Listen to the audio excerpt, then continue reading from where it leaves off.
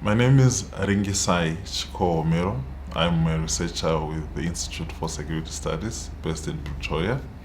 I'm working on the Zimbabwe Recovery Project, specifically supporting South Africa's efforts in the recovery processes in Zimbabwe.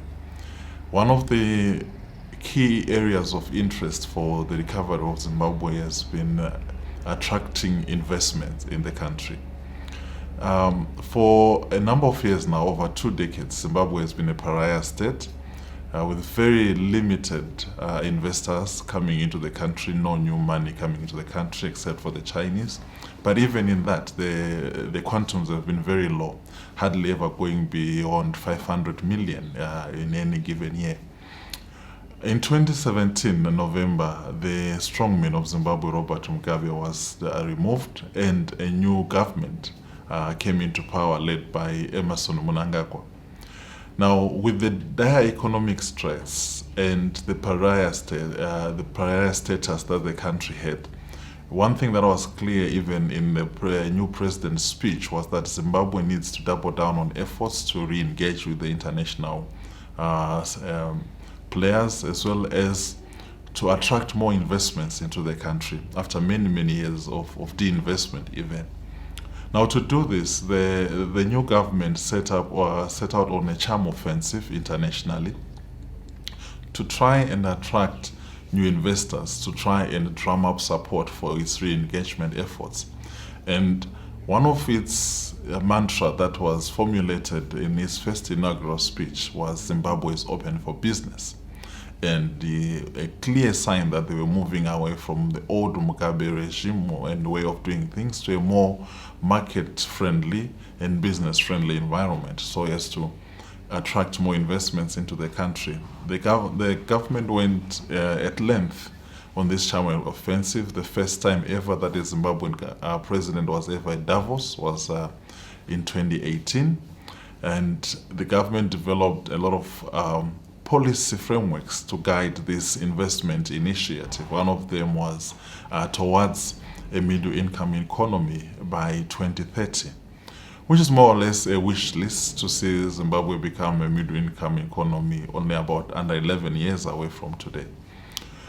But the country is behooved by many problems, and the investors are looking at key areas to see if the government has been able to change, not only in rhetoric, but also in practice and in actions.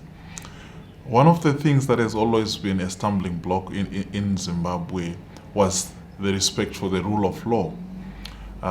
Starting from the early 2000s when the president, Robert Mugabe, then arbitrarily took land under the fast-track land reform, totally disregarding any property rights. This was followed by many court cases that when investors in the agriculture, farmers in the agriculture sector took the government to court over their land, but the government simply disregarded the court rulings. So there was a breakdown of rule of law. And this affected investor confidence in the country. The investors did not feel that they are protected, they did not feel that they can retain value of their investment. Now, coupled with this has been the liquidity and currency crisis that Zimbabwe has been facing, which can be traced back to the profligacy of the Mugabe regime, the ballooning budget deficit, this punch-out for expenditure that have really bankrupted the government, and the government has run out of forex, which has created a situation where the investors cannot be certain of the retention of value of their investment in Zimbabwe. Now, the new regime tried to put in place a couple of reforms to address the investor concerns and to create a more enabling environment for business and for investors. One of the things that they did was to scrap the indigenization law, which was put in place during the Mugabe years, which made it a requirement for investment in the country to give 51% shareholding to locals. The second thing that they did was to begin engaging with former commercial farmers in a view of compensating them is a step to demonstrate that they are serious about the sanctity of property rights in the country. The third thing that they looked into was to create a one-stop shop for investment under the Zimbabwe Investment Development Agency.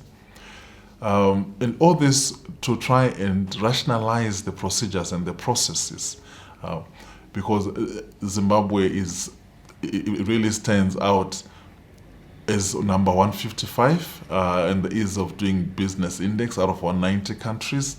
Zimbabwe has a litany of taxes. Any company operating in Zimbabwe has to pay 4 times more taxes than Zambia and 7 times more taxes than South Africa. So obviously the attractiveness there is diminished. The fourth item on the agenda was corruption, real and perceived. Zimbabwe has been blighted by this corruption, and it stands at number 160 on the Corruption Perception Index, only 20 places away from the worst corrupt country in the world. And this has really impacted on its image to international investors. President Mnangagwa did 2 things. Firstly, he created a parallel unit to the Zimbabwe Anti-Corruption Commission, which he called the Special Corruption Unit under his office. Then secondly, as recent as this year, he disbanded the Zimbabwe Anti-Corruption Commission and reconstituted it, giving it more teeth, like the powers to arrest. But it is yet to be seen. There hasn't been any results, significant results in that direction. So there hasn't been really any bolstering of confidence that this government really means to fight corruption. One of the major challenges in investing in Zimbabwe has always been around policy consistency and policy certainty. During the Mugabe regime, it was known to wantonly change policies and arbitrarily disregard court decisions that were against the government. But the new dispensation has created the impression that it is a new dawn and different from the way Mugabe used to do business. But it remains to be seen, because this has not been tested in the courts of law. One of the things that is really evident is that we are yet to realize the fruits from this new dispensation and from the new administration. And one of the challenges you find are along property rights. As recent as January 2019, there were still farm invasions. One of the farms in Manicaland was invaded. And as recent as this year, there were still mine invasions. Property was being seized. And all this does not do well in terms of the image and the optics of it, and building investor confidence in the country. The preservation of value is very much tied to the currency crisis, where the amount you invest, there's no guarantee that if you invest 10,000 US dollars, by the time it lands in the system, it's still 10,000 US dollars, and the rate of return cannot be guaranteed. In the same vein, because of the currency crisis, companies have been failing to repatriate profits and to pay dividends to their shareholders. Zimbabwe's business climate has been described as inhospitable, simply because of its litany of regulations, the number of taxes, the procedures and the processes that it takes for one businessman or investor to set up shop in the country.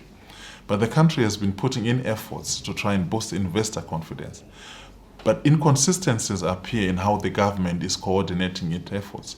On one hand, realizing that image and optics are important to investors, the government has tried to put the correct sound bites, the Zimbabwe's Open for Business mantra, and it's tried to really engage with the international community. But at the domestic level, you find that the government has been really shooting itself in the foot.